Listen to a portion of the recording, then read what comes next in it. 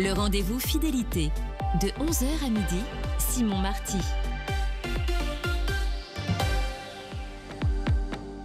Bonjour à tous, chers amis auditeurs, bienvenue pour ce nouveau rendez-vous fidélité, toujours en direct de Rome, un moment, un événement qui captive le monde entier, le conclave qui va s'ouvrir demain ici au Vatican, alors que les 133 cardinaux électeurs s'apprêtent à entrer dans la chapelle Sixtine. Ce moment suspendu entre deux pontificats nous invite à regarder aussi bien vers le passé que vers l'avenir. Alors la fumée blanche qui s'élèvera bientôt au-dessus de Rome annoncera non seulement un nouveau pape, mais peut-être aussi une nouvelle orientation pour l'Église catholique dans un monde en pleine mutation. Comment comprendre les enjeux de cette élection ? Quelles dynamiques invisibles sont à l'œuvre derrière les murs du Vatican ? C'est ce qu'on va tenter d'explorer aujourd'hui. Et pour en parler, j'ai grand plaisir de réaccueillir deux experts. Le premier, il s'agit d'Alexandre Kubala. Bonjour Alexandre. Bonjour à vous, bonjour à tous. Expert reconnu en diplomatie vaticane, fin connaisseur des rouages du Saint-Siège et des relations internationales. Vos analyses des mécanismes diplomatiques du Vatican vont nous aider à comprendre un petit peu les équilibres géopolitiques à l'œuvre dans cette élection. Et puis dans quelques instants, Michel Coll, journaliste spécialiste des affaires religieuses, ancien rédacteur en chef de Témoignages chrétiens et de la vie, auteur de nombreux ouvrages, dont le tout récent François l'anticonformiste, premier bilan du pontificat qui vient de s'achever, sera avec nous dans les prochaines minutes. Alors de la diplomatie vaticane aux équilibres entre cardinaux, de l'héritage complexe du pape François aux défis qui attendent son successeur, nos invités vont tâcher de nous guider au cœur de ce moment crucial pour l'Église catholique et tenter de discerner les contours du pontificat à venir. C'est le rendez-vous fidélité. Bouclez les ceintures depuis Rome, on est parti pour un tour. Le rendez-vous fidélité. Bien, Alexandre, vous étiez déjà avec nous dans le rendez-vous fidélité hier matin. On a eu l'occasion d'échanger ensemble sur les grands équilibres de la diplomatie du Vatican. Pourriez-vous peut-être nous éclairer un petit peu plus spécifiquement sur l'évolution des relations du Saint-Siège, notamment avec le monde musulman ? Ça avait quand même évolué sous le pontificat de François. Oui, tout à fait. Sous le pontificat de François, il y a eu une vraie volonté de la part du souverain pontife de tendre la main et notamment de mener un dialogue interreligieux avec le monde musulman. Il faut dire que le pontificat précédent, celui de Benoît XVI, avait été marqué par, on s'en souvient, le discours de Ratisbonne, qui avait mis le feu aux poudres un peu dans les relations entre le Saint-Siège et le monde musulman parce que il avait été mal interprété. On avait accusé Benoît XVI d'accuser l'islam d'être une religion violente et donc ce discours a été un vrai traumatisme pour l'appareil diplomatique du Saint-Siège parce qu'on a eu tout d'un coup des manifestations qui ont essaimé un peu partout dans le monde musulman avec des effigies du pape qui avaient été brûlées, des slogans très violents à l'encontre du pape et donc ce qui avait posé le risque d'une contamination non plus seulement contre le pape mais d'une violence contre les chrétiens et contre les catholiques qui sont en général des minorités et dans certains pays musulmans des minorités qui sont déjà persécutées. Et donc là vraiment il y a eu un espèce de retournement de situation, c'est-à-dire que le Vatican dont la première mission à l'international est de protéger les minorités chrétiennes et en particulier les minorités catholiques en promouvant la liberté de religion, en promouvant une coexistence pacifique.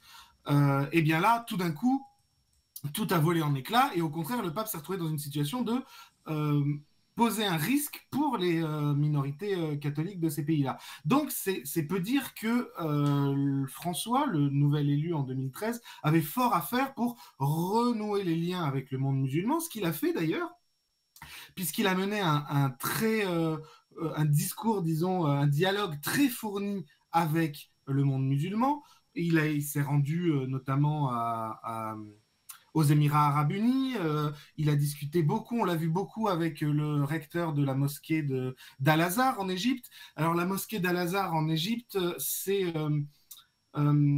comment pourrait-on décrire ça ? C'est sans être une autorité véritablement hiérarchique dans le monde musulman, c'est quand même un centre théologique majeur de la pensée pour l'islam. Donc c'était vraiment un symbole, un geste très fort. Et tous les deux, le recteur de la mosquée d'Al-Azhar et le pape François avaient signé aux Émirats Arabes Unis un document sur la fraternité humaine. Donc qui témoignait de ce véritable dialogue entre les deux religions. Et le préambule de cette déclaration ensuite avait été repris dans une des encycliques de François, ce qui montrait vraiment cet engagement ferme de François de renouer le dialogue avec le monde musulman.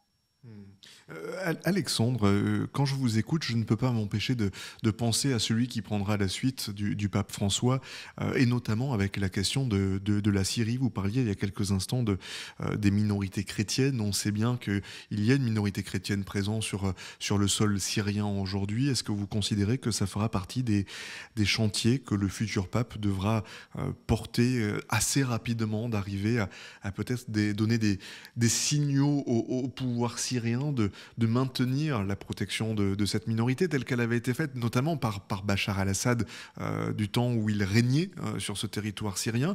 Comment diplomatiquement parlant on peut faire pour nous qui sommes néophytes, parce que j'imagine qu'il ne suffit pas simplement de décrocher son téléphone en disant s'il vous plaît il serait bon de veiller aux intérêts des gens qui me sont chers. Alors, c'est une priorité absolue du Vatican, pas seulement en Syrie, mais en fait, la protection des minorités chrétiennes, ça fait partie des missions premières, voire c'est la première mission de la diplomatie pontificale. Les nonces qui sont en place dans n'importe quel pays du monde, mais même dans les pays à majorité chrétienne ou à majorité catholique où la liberté de religion est respectée, leur première mission, c'est d'abord de prendre soin de la communauté ecclésiale locale. Le nonce du Saint-Siège à Paris, sa première mission, c'est d'avoir des liens avec l'Église de France. Et donc, c'est la première mission de la diplomatie pontificale, véritablement, prendre soin de la communauté chrétienne locale. C'est une mission qui a évidemment un caractère particulier lorsque les chrétiens sont en minorité, voire sont persécutés. Dans le cas précis de la Syrie, on avait beaucoup reproché au pape François et de manière générale à la diplomatie pontificale d'être resté relativement proche de Bachar el-Assad. Alors, il faut distinguer ici ce qui est une constante de la diplomatie pontificale, c'est-à-dire que quand les chancelleries occidentales ont quitté Damas en considérant que vraiment Bachar el-Assad n'était plus un partenaire sur lequel on pouvait compter et avec lequel il fallait discuter, c'est-à-dire on avait fait un peu un paria sur la scène internationale, le Vatican ne prend jamais n'adopte jamais cette position. C'est-à-dire qu'il ne rejette jamais personne parce qu'il considère que il promeut le dialogue toujours envers et contre tout. Et donc, il était resté à Damas, même sous les bons, même au moment où c'était le plus compliqué en termes de sécurité pour le nonce. Il y a toujours eu l'envoyé du Vatican, le nonce est resté en place à Damas. Et donc, il y avait aussi une volonté de maintenir un dialogue avec Bachar el-Assad parce qu'il y a évidemment la présence d'une communauté chrétienne qui n'a pas été, ou qui était relativement protégée par Bachar el-Assad, qui savait aussi que le Vatican était un peu l'un de ses derniers soutiens occidentaux. Donc, si vous voulez, chacun y trouvait son intérêt. Là, avec le renversement du régime de Bachar el-Assad en décembre dernier, la question se pose, évidemment, mais la question se pose pour toutes les chancelleries occidentales en réalité. On a vu l'Union européenne, la France, le Royaume-Uni rouvrir leurs ambassades à Damas, en considérant que, puisque la chute de Bachar el-Assad était un prérequis pour renouer des liens avec le régime syrien, eh bien maintenant on pouvait rouvrir les ambassades. Bon, le Vatican avait gardé la sienne, mais avec le nouveau pouvoir, toute la question pour tout le monde est de savoir si d'abord, est-ce qu'il a les moyens de contrôler la population et de garantir la protection des minorités, mais de toutes les minorités, pas seulement la minorité chrétienne. Et ensuite, est-ce qu'il en a la volonté? Donc, il y a ces deux questions-là. Et donc, évidemment que la question de la protection des chrétiens en Syrie est une question essentielle. Ensuite, sur le comment, ça va passer évidemment par le nonce en poste à Damas, qui va être un personnage essentiel, un rouage essentiel de ce dialogue-là. Et ensuite, vous disiez, c'est compliqué, on imagine qu'il ne faut pas juste décrocher son numéro de téléphone, son téléphone pour parler au chef de l'État. Ça peut se faire comme ça. On a vu des interventions directes du pape qui avait appelé l'un ou l'autre des dirigeants du monde. C'était déjà arrivé, notamment quand il y avait eu des menaces de bombardement très tôt dans le pontificat de François en Syrie, il me semble. Le pape avait appelé directement le président américain en lui demandant de ne pas, avec qui il entretenait par ailleurs de bonnes relations, c'était Barack Obama, mais en lui demandant de ne pas bombarder la Syrie. Le pape peut interférer, entre guillemets, avec la diplomatie du Vatican. Bien évidemment, on comprend bien que il fixe un ton de par sa stature, le statut unique qu'il a. Mais est-ce que d'une manière générale, on connaît ça très souvent avec certains politiques, où on sait que par moments, ils vont vite, ils peuvent être tranchants, là où le dialogue de la diplomatie peut se faire tout en subtilité. Est-ce que ça peut arriver qu'au fond, une déclaration faite par le pape, comme d'ailleurs vous l'évoquez tout à l'heure sur la réaction du monde musulman, suite à des propos de Benoît XVI, puisse venir faire un petit peu voler en éclats les efforts portés par la diplomatie jusque-là? Il y a, c'est vrai, au Vatican, dans la diplomatie vaticane, il y a, disons, deux acteurs majeurs. Il y a le pape et il y a le réseau diplomatique. Le réseau diplomatique du Vatican est un réseau diplomatique de très grande qualité. D'abord, il est composé de nonces et de tout un tas de personnel diplomatique qui est issu de l'Académie des nobles ecclésiastiques, qui est la plus ancienne académie diplomatique du monde.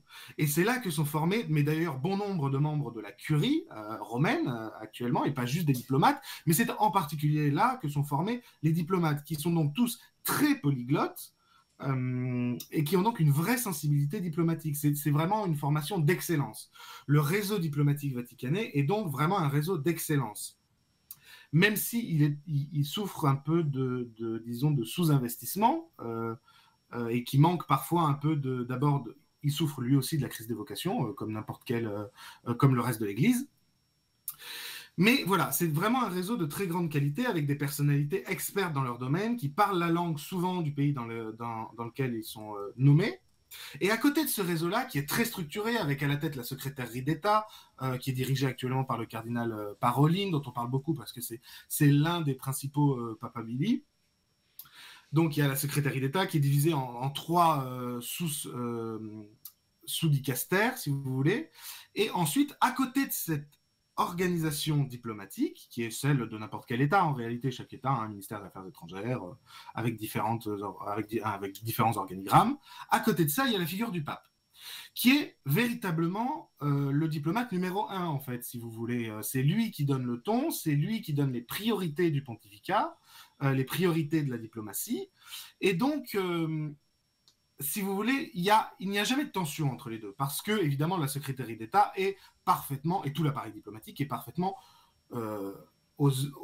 disons, aux ordres, ou en tout cas suit toutes les initiatives qui sont lancées par le souverain pontife.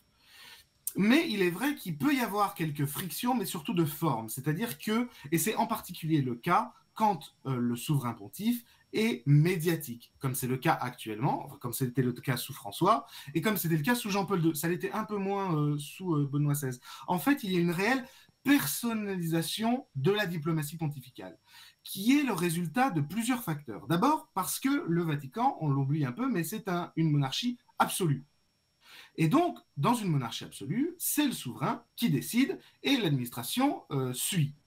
Et donc, c'est véritablement ce qui se passe là. C'est le souverain pontife qui concentre tous les pouvoirs, et en particulier en matière diplomatique.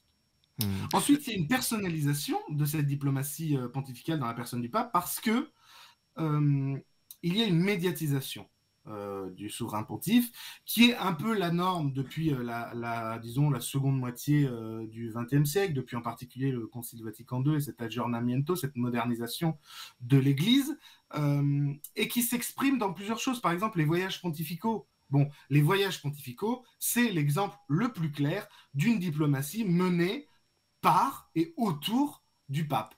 Voilà, mais ce n'est pas un fait propre au pontificat de François. Le premier pape véritablement de l'époque moderne, on va dire, qui a relancé les voyages pontificaux, c'est Paul VI, avec un pèlerinage en Terre Sainte, avec une visite en Colombie, par exemple. C'est lui qui a relancé ça. Ensuite, évidemment, c'est Jean-Paul II qui a considérablement augmenté les voyages pontificaux et qui a donc véritablement concentré toute l'attention des médias sur lui. Mais c'est quelque chose qui a continué qui a continué sous Benoît XVI et qui a continué sous François, véritablement cette médiatisation, cette personnalisation de la diplomatie. Et donc, il y a voilà, cette petite tension où souvent la figure du souverain pontife prend le pas sur l'appareil diplomatique, mais sur le fond, les deux sont toujours raccords. Mmh. Alexandre, est-ce qu'il faut voir, alors pour employer un terme anglais qui pourra faire grincer des dents certains, mais est-ce qu'il faut voir les voyages pontificaux comme une sorte d'outil de soft power? Est-ce qu'ils jouent pleinement un rôle justement dans les relations et dans le fait de se dire que c'est là aussi pour faire clairement passer des messages? Eh bien, en réalité, toute la puissance du Vatican, toute la puissance du Saint-Siège, c'est du soft power. Parce que quel est l'opposé du soft power? C'est le hard power. Et donc le hard power, c'est quoi? C'est l'armée, c'est l'économie, c'est ce qui fait la puissance dans sa définition la plus restreinte finalement. Or, le Vatican est le plus petit État du monde, 44 États, enclavé au milieu de Rome. Donc c'est véritablement pas un État puissant si on se base sur ce qui fait la puissance habituelle des États, c'est-à-dire la superficie, la population. On parle d'un État qui compte quelques centaines, entre 700 et 900 habitants. Il n'y a pas d'armée, ou il y a une très petite armée, évidemment, tout le monde pense aux gardes suisses, qui est une armée réelle, hein, qui est avec une vraie formation militaire, mais c'est 150 ou 200 soldats, donc c'est véritablement une toute petite armée. On n'imagine pas le Vatican envahir son État voisin. Donc véritablement, en réalité, tout ce qui fait les attributs de la puissance d'un État traditionnellement, le Saint-Siège ne l'a pas, le Vatican ne l'a pas. Pas de population, pas de superficie, pas de richesse minière, une économie qui est un peu plus que anodine, avec les musées, avec le tourisme, mais bon, globalement, ça n'est pas un État puissant, si on regarde sur le papier. Donc, toute la force du Vatican, c'est du soft power, en réalité. Et donc, les voyages participent, comme tout le reste, de ce soft power du Vatican, qui est un terme qui s'applique parfaitement au Vatican. C'est même le seul État qui n'a que du soft power à faire valoir, en réalité. Et donc, oui, les voyages pontificaux jouent un rôle clair. Alors, les voyages pontificaux ont deux dimensions. Ils ont une dimension pastorale, d'abord. C'est même la dimension la plus importante, en réalité. Et ça, on l'a vu très clairement. On le sait bien en France, puisque lorsque le pape François est venu à plusieurs reprises en France, en réalité, à chaque fois, il est venu sur des sujets pastoraux, sur des sujets religieux. Il a assisté, par exemple, aux réunions sur la Méditerranée à Marseille. Il n'a pas fait de visite, ce n'était pas une visite diplomatique du tout, sa visite à Marseille en 2023. Idem en Corse, ça n'était pas une visite diplomatique. À chaque fois, c'est le président de la République française, c'est Emmanuel Macron, qui a dû se déplacer jusqu'à Marseille puis jusqu'en Corse pour pouvoir s'entretenir avec le souverain pontife. Donc c'est de lui-même que le président de la République a ramené un peu de cette dimension diplomatique-là, qui était totalement absente. Donc véritablement, il y a une grosse dimension pastorale, religieuse. D'abord, c'est la visite du pape à une église nationale, en réalité. C'est ça d'abord. Et ensuite, il y a une deuxième dimension, qui est une dimension diplomatique. Qui est une dimension diplomatique dont l'importance peut varier en fonction du pays que l'on visite. Par exemple, je pense à son voyage en Irak. Là, il y avait une forte dimension, peut-être pas diplomatique, mais au moins géopolitique, parce que le pape avait visité notamment les ruines de villes qui avaient été conquises par l'État islamique. Et donc, il y avait cette vraie volonté de rapporter et de montrer au monde que la liberté de religion, que le dialogue, que la paix pouvaient toujours vaincre contre la radicalité. Donc, il y a des voyages où, oui, la dimension diplomatique est certaine. Mais ça n'est pas le but principal des voyages. Dans quelques instants, Michel Coll va nous rejoindre. Il est très en retard et un grand merci Alexandre de prendre le temps d'être très complet et de répondre à nos questions. Je rappelle pour les éditeurs qui viennent de nous rejoindre que vous êtes expert sur la diplomatie notamment du Vatican.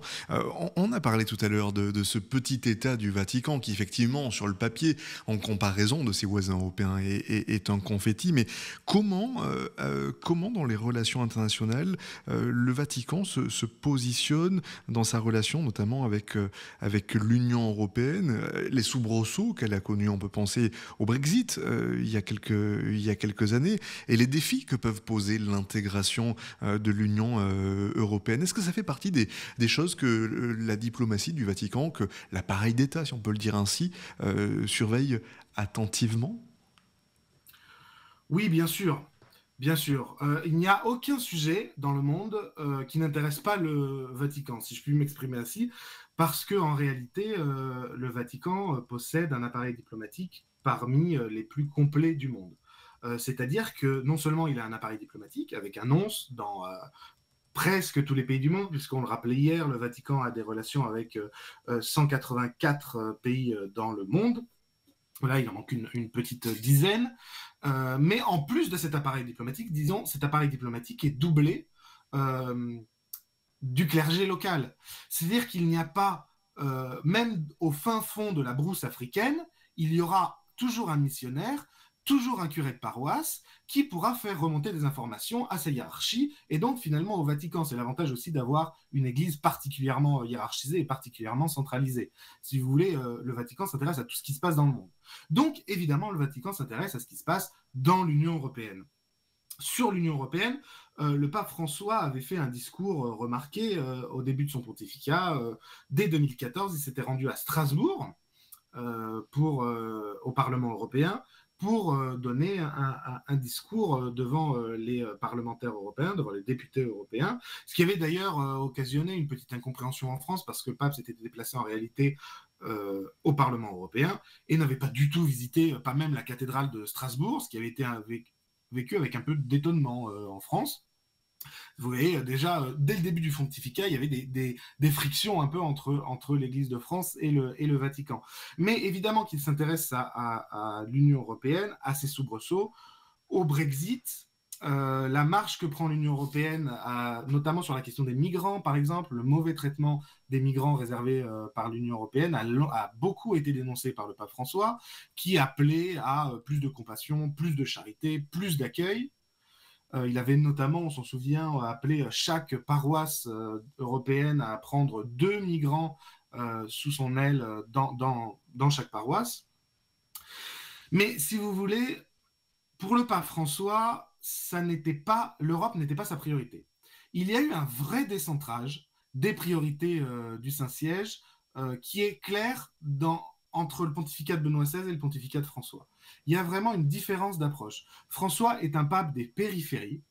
Il s'est intéressé aux périphéries de l'Europe et de l'Union européenne. Par exemple, il a visité la Bosnie, qui n'est pas membre de l'Union européenne, mais qui est candidat pour rentrer au sein de l'Union européenne. Donc, il s'est vraiment décentré. Alors que Benoît XVI, le cœur de son action diplomatique, et ça se voit clairement dans les voyages qui ont été faits, la majorité des voyages de Benoît XVI ont eu lieu en Europe. Ce n'est pas le cas du tout de François. François a snobé, si on peut dire ainsi, les grands pays, disons, du cœur vieillissant de la chrétienté, l'Allemagne, l'Espagne. Il ne s'est pas rendu en Espagne, il ne s'est pas rendu en Allemagne. Il s'est rendu en France, mais bon, avec les réserves que j'ai déjà évoquées. À côté, il a préféré visiter, je l'ai dit, la Bosnie, par exemple, ou des destinations beaucoup plus lointaines, l'Amérique latine. Il a beaucoup visité l'Amérique latine, à l'exception de l'Argentine, l'Afrique, l'Asie. Il s'est beaucoup engagé, même dans des pays où il y avait une très faible communauté chrétienne. J'ai parlé de l'Irak tout à l'heure. Donc, véritablement, l'Union européenne n'était pas disons, un intérêt majeur pour François, alors que ça l'était pour Benoît XVI, pour qui la déchristianisation du cœur du christianisme, la progression de l'athéisme en Europe et des autres religions en Europe, c'était vraiment un problème majeur. Et donc là, on a bien une division qui se retrouve d'ailleurs au sein du collège cardinaliste actuel, entre certains cardinaux qui considèrent et qui ne sont pas forcément tous européens, hein. Je pense par exemple à Robert Sarra, le cardinal ghanéen, si je ne me trompe pas, qui considère que la déchristianisation de l'Europe, cœur et racine à la fois du christianisme et du catholicisme, c'est un problème majeur qu'il faut traiter comme une priorité. Alors que d'autres cardinaux issus d'autres pays, d'autres États, d'autres régions du monde plus périphériques considèrent que eux, pour le coup, il faut plutôt aller vers ces espaces qui sont le futur, en tout cas du point de vue démographique, du christianisme. Donc là, il y a une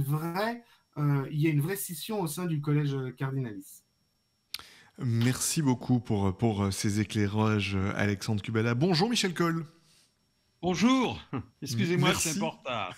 Non, je vous en prie, merci de nous rejoindre, Michel Coll, dans ce rendez-vous fidélité. J'ai eu l'occasion de vous présenter au démarrage de cette émission. On était, Michel Coll, sur les questions un petit peu de diplomatie et l'action que François a pu avoir sur ces questions-là.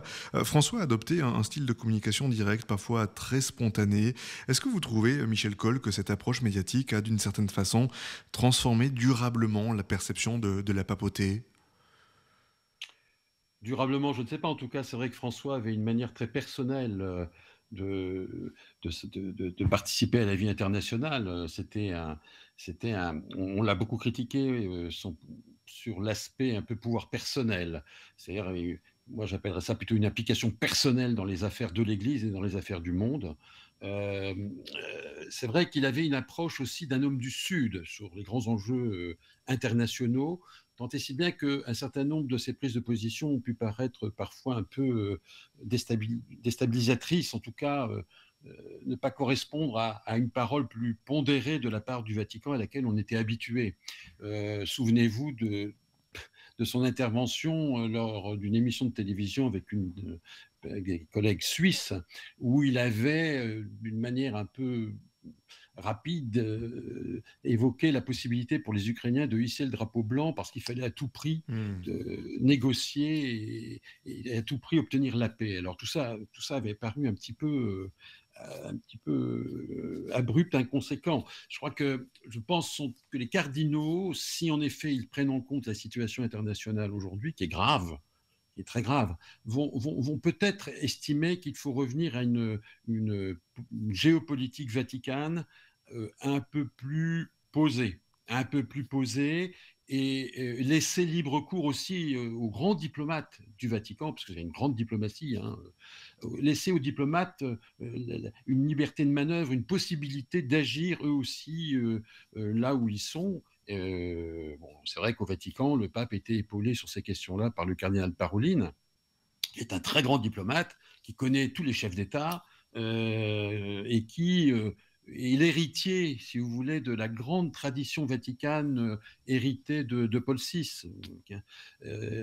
Tous ces gens qui avaient le doigté pour négocier sans forcément prendre parti pour l'un contre l'autre. Enfin, ils avaient un savoir-faire diplomatique. Alors, je ne sais pas dans quelle mesure les cardinaux, ça va être un critère qui va compter pour eux, mais en tout cas, il me semble, si vous voulez, qu'il y aura peut-être une évolution de ce côté-là, voire une rupture de style sur la manière aujourd'hui d'aborder les questions internationales. En tout cas, il faudra que le prochain pape, à mon avis, soit capable de parler, de discuter avec un Trump, avec un Poutine ou avec un Macron. C'est-à-dire avec des leaders internationaux, dans un style, aujourd'hui, on voit bien où il y a des rapports de force qui s'instaurent, et il va falloir que l'Église, tout en étant une instance qui prend de la hauteur, soit capable d'être utile. C'est un mot que le pape François utilisait beaucoup. Comment être utile ? Comment être utile dans cet écheveau diplomatique complexe ?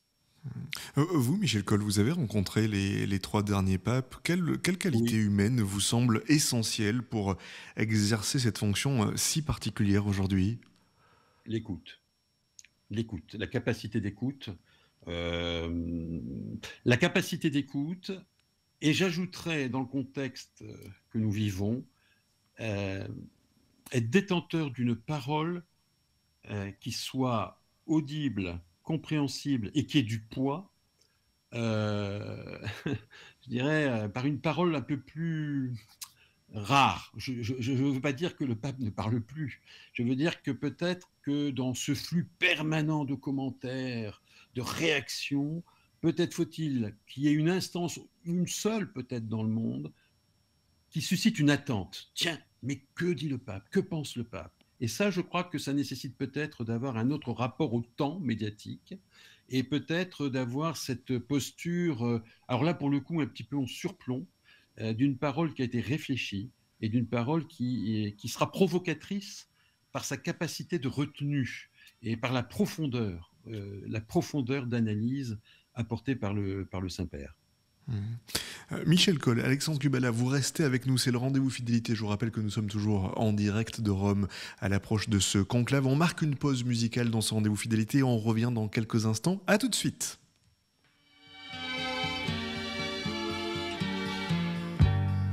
Mon père me disait, mon enfant, mon Angelina,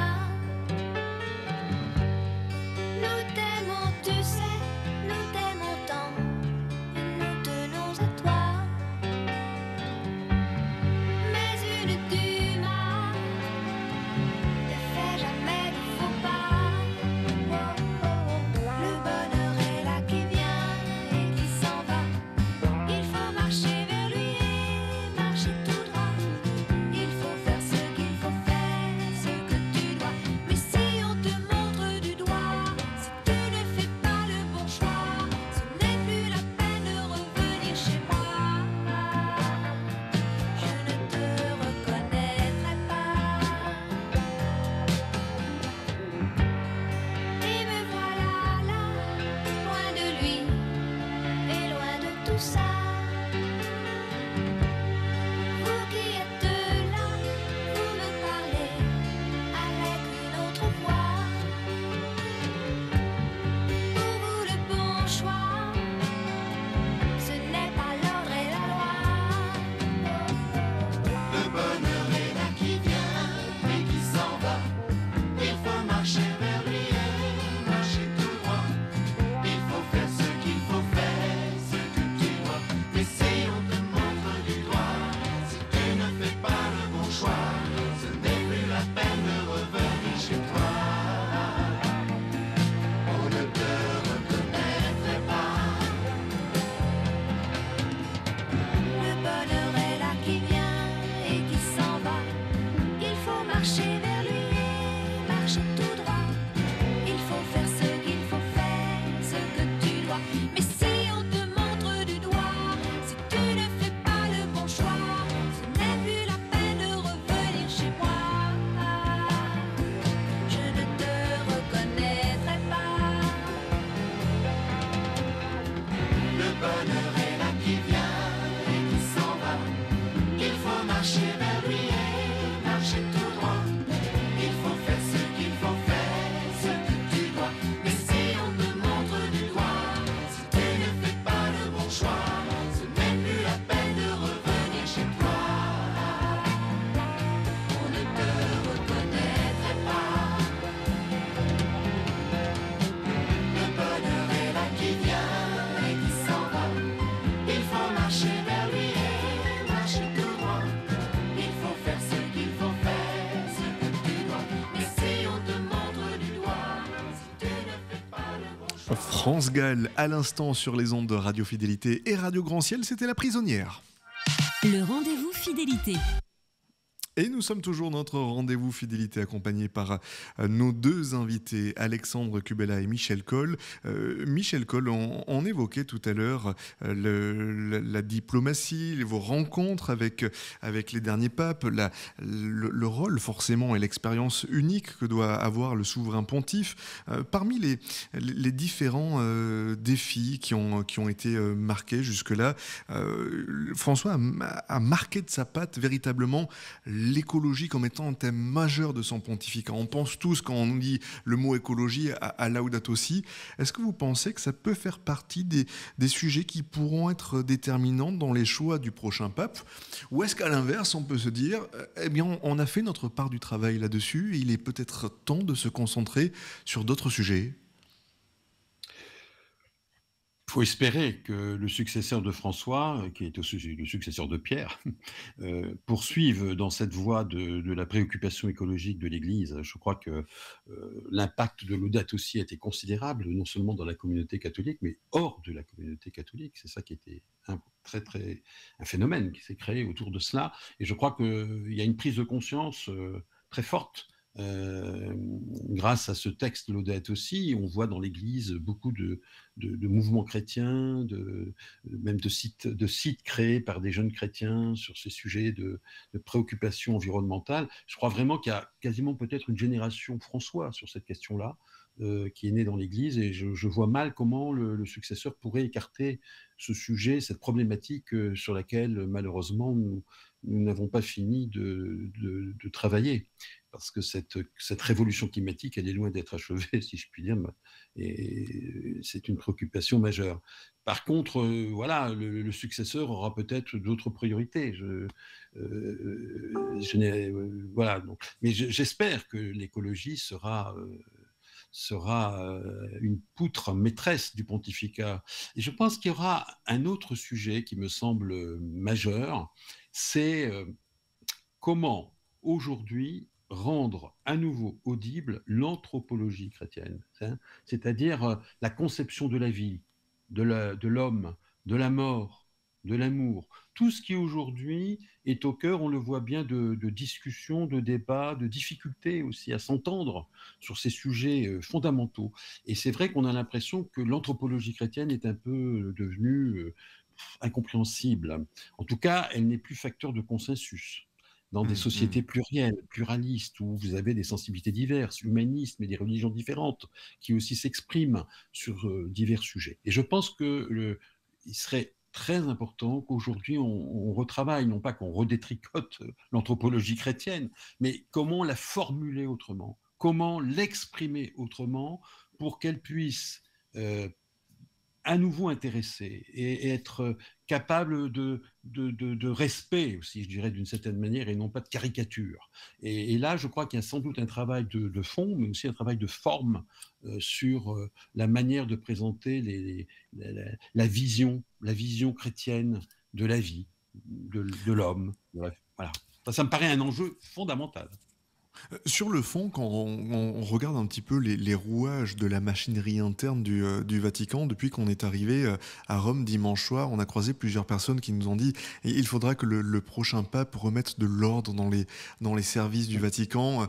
François a beaucoup tranché, il y a beaucoup de choses qui ont bougé, mais il y a peut-être un petit peu de désordre qui est né de ces mouvements. Est-ce que vous pensez, Michel Coll, que réellement, en effet, l'administration du Vatican, la curie, doit être repensée, remaniée, qu'à ce moment-là, le souffle nouveau porté par le futur pape sera fortement utile, ou est-ce qu'au contraire, vous jugez aujourd'hui que c'est peut-être un petit peu plus marginal et qu'il y a d'autres enjeux à porter en priorité ? Bon, c'est un secret pour personne que les relations entre le pape François et la curie, c'était « je t'aime moi non plus », hein, pour parler franchement.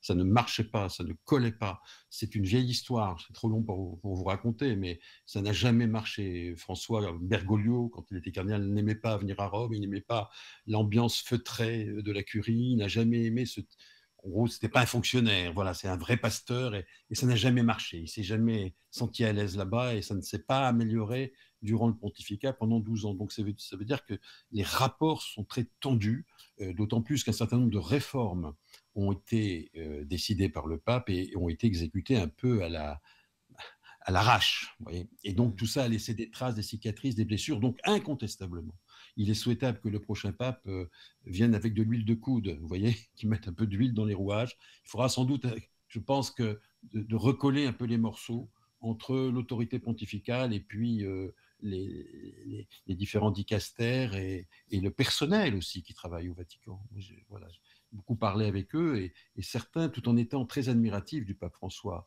de sa dimension prophétique, en même temps ont beaucoup souffert d'une certaine forme de pouvoir personnel et parfois même d'autoritarisme, voyez-vous. Donc, voilà, je pense que franchement, il serait bon peut-être que, voilà, la Pax Romana soit établi au Vatican de ce côté-là. Donc, il faut espérer que le prochain pape ait ce souci-là et qu'il connaisse bien les rouages aussi du Vatican pour essayer voilà, que ça fonctionne un peu mieux et que ça fasse moins souffrir les uns et les autres, parce que je pense que le pape n'était pas très heureux, le pape François n'était pas très heureux non plus voilà, de vivre avec des gens avec qui il sentait qu'il y avait un petit peu de nervosité dans l'air, vous voyez. Donc je crois que ça va être important, parce que c'est fondamental que les réformes, elles ont besoin de courroies de transmission. Et la curie, c'est une forme de courroie de transmission. L'expression est peut-être malheureuse, mais oui, on comprend bien ce que ça veut dire. Si les tuyaux ne fonctionnent plus bien, s'ils sont encombrés, s'ils font de la résistance, si vous voulez, c'est quand même embêtant. Voilà. C'est d'autant plus embêtant que le pape François avait tendance à ce moment-là de faire appel à ces circuits parallèles, c'est-à-dire il gouvernait en court-circuitant la curie. Donc, vous voyez, donc je crois que vraiment, alors je ne sais pas si c'est la notion d'ordre. Moi, je dirais d'essayer de trouver l'efficacité, la bonne entente, un travail d'équipe. Hein. C'est un peu le paradoxe du pontificat de François d'avoir joué à fond la carte de la synodalité, de la co-responsabilité, et d'en avoir été le chantre, et un chantre magnifique.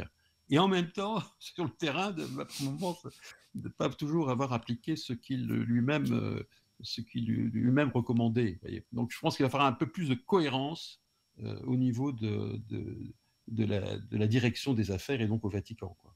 Et au milieu de tout ça, comment est-ce qu'on concilie autorité doctrinale et proximité avec les fidèles? Parce qu'on l'a bien vu, François, dès le début, a eu cette proximité avec les fidèles qui a marqué les esprits et qui a eu l'air d'enthousiasmer littéralement. Certains prêtres me disaient ce matin que ça avait été littéralement un vent de fraîcheur qui avait soufflé, et que même à des milliers de kilomètres de là, ça s'était ressenti dans les paroisses. Ça, je dirais, c'est une grande prouesse du pape François. On l'a souvent critiqué en disant, mais finalement, ouais, il minimise la doctrine et il valorise la pastorale. Hein, en gros, c'était ça. Et on a essayé d'opposer les deux. Je crois que c'était un faux procès qu'on faisait au pape François, qui était très respectueux de la doctrine. C'est pour ça que je ne pense pas que c'était un conservateur ou un progressiste, c'était un anticonformiste. Voilà, d'où le titre de mon livre. Je pense que franchement, ce qu'il caractérise, c'est l'anticonformisme du pape. Et en cela, parfois, il a pu sembler aux uns conservateurs et aux autres progressistes. Voilà. Mais je crois qu'il avait réussi à trouver l'équilibre. Je crois qu'il y avait un équilibre chez cet homme pourtant très disruptif, l'équilibre entre la doctrine qui est d'une certaine manière la boussole qui m'indique un idéal, et puis la pastorale qui est une prise en compte du réel, de la réalité des situations, de la réalité des personnes, de la complexité de l'ordinaire de nos vies. C'est complexe la vie. Et la meilleure des doctrines ne peut pas résoudre tous les problèmes de la vie des gens. Et je crois que le pape François, qui était un homme de terrain, qui tous les week-ends, quand il était archevêque de Buenos Aires, allait dans les bidonvilles pour rencontrer, les écouter. Je parlais de l'écoute tout à l'heure. C'est un homme qui écoutait beaucoup. D'ailleurs, on l'appelait le taiseux quand il était taciturne quand il était à Buenos Aires. Il a beaucoup changé après à Rome. Il est plus bavard, un peu trop même peut-être. Mais c'est un homme qui était pétri des expériences humaines dont il avait été témoin quand il allait dans les faubourgs et les bidonvilles de Buenos Aires. Et donc, je crois qu'il avait réussi, je trouve, à trouver cet équilibre d'écoute et en même temps de rappel des grands fondamentaux de la foi. Moi, je crois que là-dessus, il était profondément l'héritier de Vatican II. Profondément l'héritier de Vatican II. C'est pas pour rien qu'il a repris le flambeau. Vous savez, il disait souvent, il faut revenir à Paul VI. Hein. C'était un leitmotiv. Il fallait revenir à cet esprit à la fois où on n'oppose plus la doctrine à la pastorale, mais où l'une et l'autre pavent un peu la voie du chrétien. C'est sur cette voie-là, voilà, cette crête un peu difficile où il faut avancer. Et bien, je crois que le pape François là-dessus a été un bon modèle de pasteur. Alexandre Kubala, on a beaucoup évoqué l'internationalisation du collège cardinaliste sous François. Est-ce que ce rééquilibrage géographique peut se refléter dans les dynamiques de la diplomatie vaticane? Vous nous le disiez tout à l'heure, le Vatican est l'une des rares diplomaties qui parle à tout le monde, qui ne veut exclure personne. On sait bien qu'avec François, pape venu du Sud, on avait un regard différent que celui porté forcément par par les Européens, mais pour que les auditeurs arrivent à se faire une petite idée, est-ce que d'une certaine façon, le mouvement des cardinaux peut avoir un impact même à la marge sur la politique de la diplomatie vaticane, ou est-ce que quoi qu'il arrive, on est sur des échelons séparés et l'un ne vient pas impacter l'autre? Globalement, on est quand même sur des échelons relativement séparés parce que le collège cardinalice ne fait que peu de diplomatie en dehors des prélats qui sont à la curie, évidemment. Évidemment que le secrétaire d'État Pietro Parolin fait de la diplomatie tout en étant cardinal. Mais en dehors de ces exemples-là, de ces cardinaux qui font partie de la secrétairie d'État ou qui ont des missions précises, je pense par exemple à certains cardinaux qui ont été envoyés par le pape en Ukraine. C'est le cas de Matteo Zuppi, l'archevêque de Bologne, qui est l'envoyé spécial du pape François pour l'Ukraine. Bon, en dehors de ces cas spécifiques-là, globalement, l'appareil diplomatique du Vatican est assez hermétique face au collège cardinaliste, qui est essentiellement composé d'archevêques étrangers, et qui ont donc déjà la charge de leur archevêché à gérer, et en dehors des problématiques politiques ou diplomatiques qui peuvent se poser dans leur archevêché, bon, ne se mêlent pas tellement de diplomatie. Il y a, par ailleurs, dans le collège cardinaliste, vous parliez de l'internationalisation, il y a une vraie internationalisation du collège cardinaliste, c'est certain. C'est certain, et en même temps, c'était inévitable dans la mesure où, aujourd'hui, la majorité des chrétiens, elle n'est plus en Europe, elle est en Amérique latine et en Afrique. Par exemple, on voit qu'il y a aujourd'hui, dans le collège des électeurs, si on ne prend en compte que les électeurs, il y a 18 cardinaux africains, 27 cardinaux asiatiques, une vingtaine de cardinaux nord-américains et 17 d'Amérique du Sud. Donc vous voyez qu'il y a quand même une grosse partie du collège cardinaliste qui est non européen. Mais cette internationalisation est à relativiser. D'abord parce que face à ces chiffres-là, il y a toujours 53 cardinaux qui sont européens. Et donc c'est véritablement énorme, et ça ne correspond pas du tout à la démographie des églises qui composent la chrétienté aujourd'hui. Et sur les 53 européens, il y en a quand même 7 cardinaux qui sont italiens, ce qui témoigne du poids en réalité historique de l'Église d'Italie dans l'Église de Rome et dans l'Église universelle, mais qui ne correspond plus du tout à des réalités démographiques, à la réalité démographique de l'Église actuelle.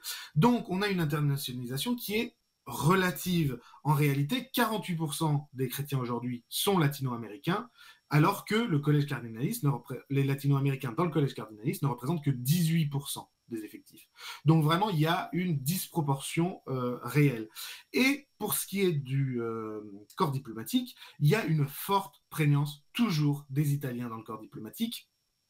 La majorité des diplomates du Vatican sont des Italiens, encore aujourd'hui. Et donc, là encore, on a une vraie prégnance de l'Italie, mais qui est historique en réalité. Et puis qui est aussi le fait d'une réalité toute bête, c'est que Rome est en Italie. Et donc, si vous voulez, j'ouvre les portes ouvertes, mais c'est un peu, c'est aussi comme ça que s'explique le poids de l'Italie dans à la fois le collège cardinaliste et dans l'appareil diplomatique. Donc, internationalisation, oui, mais on est encore loin d'un reflet fidèle des réalités de l'Église d'aujourd'hui. Michel Coll, je vais là, à l'inverse de ce qu'on vient d'évoquer avec Alexandre, faire mon français très franchouillard et me concentrer sur nos cardinaux, dont on nous parle depuis quelques jours, Jean-Marc Aveline, qui pourrait faire figure de Papa Billy. Quelles sont les chances réelles et que représenterait l'élection d'un Français après quasiment plus de 650 ans d'absence sur le trône de pierre ? Je vais vous décevoir, hein, vous savez, on ne peut pas lire dans le mar de café. Et puis, bon, voilà, souvent, un papabillet, un cardinal qui rentre papabillet dans la chapelle Sixtine, il en ressort cardinal. Oui. Il faut faire très, très attention. Et d'ailleurs, je remarque une chose, et vous êtes à Rome, je pense. Hein, Tout à fait. tous ces personnages dont on parle, ceux dont on parle beaucoup, ne parlent pas. Ils ne parlent pas. Ni Matteo Zuppi, ni Parolin, ni Aveline, ni voilà, aucun ne parle. Ce qu'on entend, c'est plutôt les périphériques, si je prends une expression franciscaine du pape François. Non, plus sérieusement, je pense que le cardinal Aveline a une chance sur 133. Vous voyez, je botte en touche. Non, mais c'est sûr que il a pour lui, alors ça paraît anecdotique, mais c'est pas rien. Il a le visage roncalien. Vous savez, la bonhomie de Jean 23. Je connais très bien Jean-Marc Aveline, ça fait des décennies que je le connais. Et c'est vrai que même jeune, il m'évoquait toujours Jean 23, une bonhomie, voilà. Alors voilà, c'est tout. Voilà. Bon, ça, c'est vrai que c'est un atout. L'autre atout, c'est la Méditerranée. C'est vrai que c'est un artisan du dialogue interreligieux en Méditerranée. C'est pas pour rien que le pape François avait été à Marseille, pas en France, hein, À Marseille. à Marseille. Hmm. Mais comme je l'ai écrit dans mon livre, pauvre Saint-Père, qu'il l'ait voulu ou non, il sera quand même venu en France 2 fois. Et ses 2 derniers voyages, son dernier voyage, c'est un département français, c'est la Corse. Voilà, comme quoi la Providence. Mais pour revenir au cardinal Aveline, oui, donc plus sérieusement, je crois qu'en effet, c'est un chantre du dialogue interreligieux. Et puis, troisième aspect, c'est il insiste beaucoup sur la catholicité. C'est-à-dire, en dépit de nos différences culturelles, de sensibilité théologique, il faut réapprendre à vivre ensemble. Donc ça, c'est le grand discours de Jean-Marc Aveline. Il n'est pas le seul à tenir Matteo Zuppi, qui est aussi souvent étiqueté progressiste, a fait des grands efforts aussi vis-à-vis des catholiques traditionnalistes, vis-à-vis des catholiques plus conservateurs. Il a ce souci de l'écoute, de la prise en compte des points de vue différents du sien. Donc Aveline est dans la même sensibilité. Voilà. Alors les désavantages, ce serait peut-être d'être français, justement, parce que c'est un membre du Conseil de sécurité de l'ONU, c'est une puissance. La France, c'est quand même. Elle a quelle image l'Église de France dans les autres églises locales? Je m'interroge. C'est quand même le pays où il y a eu le rapport de la Chiaz. C'est un pays qui est quand même un peu qui peut sembler être un peu par rapport à ce que fut l'Église catholique en France dans les années 60, 70, très dynamique, un laboratoire d'idées, un laboratoire théologique. On a souvent dit que le Concile Vatican II était un concile français. Beaucoup de théologiens ont apporté leurs idées novatrices. Bon, est-ce que la France apparaît comment la France apparaît aujourd'hui? Bon, cela dit, les cardinaux ne votent pas pour un pays quand ils choisissent quelqu'un. Ils votent pour un homme, pour un pasteur. Ils votent pour quelqu'un qui leur semble avoir les épaules pour porter ce lourd fardeau de la papauté. Et donc là, point d'interrogation, why not? Pourquoi pas? Mais si vous voulez, voilà, il y a des avantages, des désavantages, il y a des désavantages. Mais c'est vrai qu'il y avait longtemps, même du temps du cardinal Lustiger, il y a longtemps qu'un cardinal français n'a pas été cité comme étant un candidat potentiel au trône de Saint-Pierre. Voilà, ça fait quand même 40 ans que je suis l'actualité religieuse et c'est la première fois que je vois un prélat français cité non seulement en France, mais dans la presse étrangère. Alors on verra. Et dans les 5 minutes qui nous restent, on n'a pas du tout évoqué la question de la place des femmes dans l'Église. Elle a connu certaines évolutions sous François. Est-ce qu'on peut s'attendre à de nouvelles avancées avec le prochain pape? Est-ce qu'il y a des attentes totalement différentes justement sur ce sujet à travers le monde, vu qu'on parlait tout à l'heure des prismes un petit peu différents selon les régions du monde? Quel regard vous portez là-dessus, Michel Coll? Alors incontestablement, le pape François a fait avancer le schmilblick, si vous me permettez l'expression, hein, notamment par des nominations de femmes, de religieuses, ou à des postes importants de la curie romaine, c'est-à-dire de l'organisation. Donc vous avez une femme qui actuellement dirige le gouvernorat du Vatican, ce qui n'est pas rien, c'est le gouvernement central de la cité du Vatican, qui est un État. Donc c'est une femme, une religieuse, voilà, il y a d'autres femmes qui ont été nommées à des postes importants.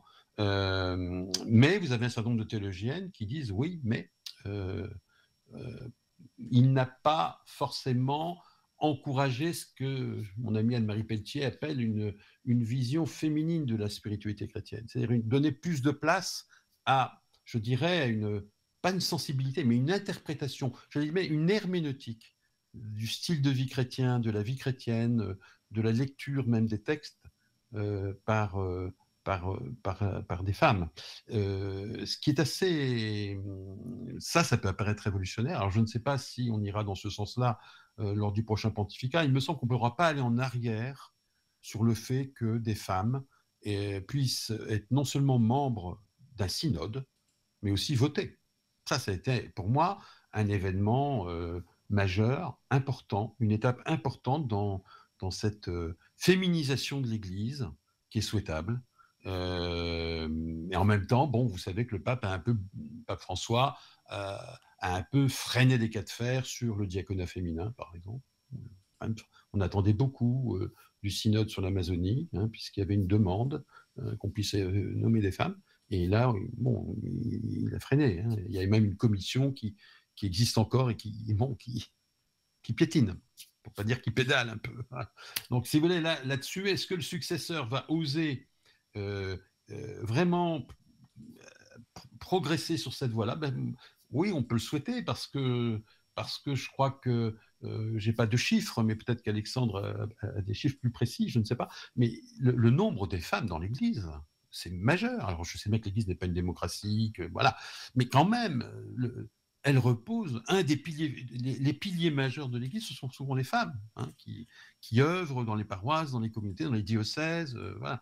Et je trouve que vraiment il y a là un signe des temps, pour reprendre une expression du Concile Vatican II. Il y a un signe des temps qui me paraîtrait bon de pouvoir creuser davantage. Alexandre, dans la diplomatie, les femmes sont présentes au Vatican ou totalement absentes? Elles font une petite percée, si vous me permettez ce mot-là. En réalité, on a vu, par exemple, Michel Cole parlait des femmes qui ont été nommées à des postes de responsabilité à la Curie romaine. La 3e section, il me semble, de la secrétaire d'État a vu brièvement le passage d'une femme à ce poste-là. Donc, ce qui montre qu'il y a des timides avancées.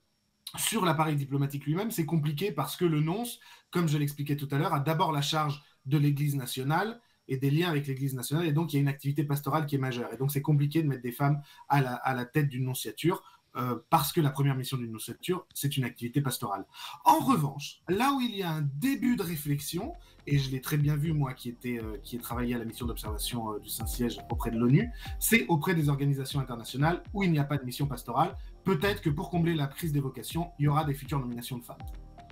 Eh bien, un grand merci à tous les deux d'avoir pris le temps de nous éclairer, de nous livrer votre regard sur la situation. Michel Cole, je rappelle le titre de votre ouvrage qui sort aujourd'hui même, François l'anticonformiste, bilan du pontificat qui a bousculé l'Église. Un grand merci Michel Cole d'avoir pris le temps de venir à notre rencontre. Merci. Et puis un grand merci à vous, Alexandre Kubala, de nous avoir éclairé sur la diplomatie du Vatican. Un grand merci pour la richesse à l'un et à l'autre de vos analyses et vos regards.